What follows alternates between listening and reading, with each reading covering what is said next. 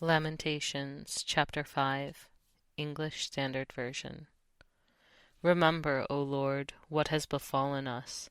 Look and see our disgrace.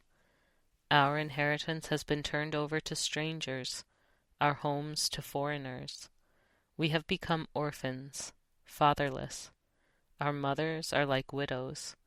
We must pay for the water we drink. The wood we get must be bought.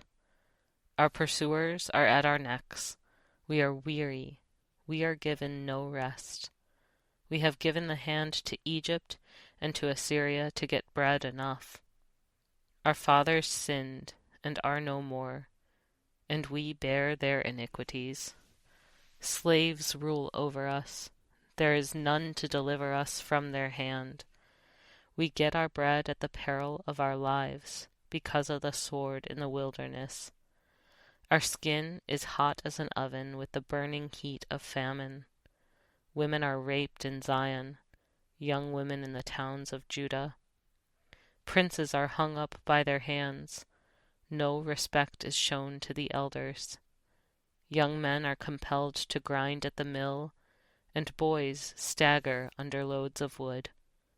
The old men have left the city gate, the young men their music. The joy of our hearts has ceased.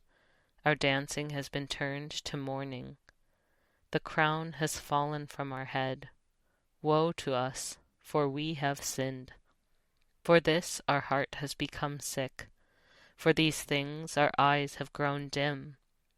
For Mount Zion which lies desolate, jackals prowl over it. But you, O Lord, reign forever. Your throne endures to all generations. Why do you forget us forever? Why do you forsake us for so many days?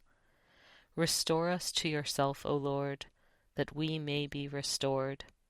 Renew our days as of old. Unless you have utterly rejected us, and you remain exceedingly angry with us.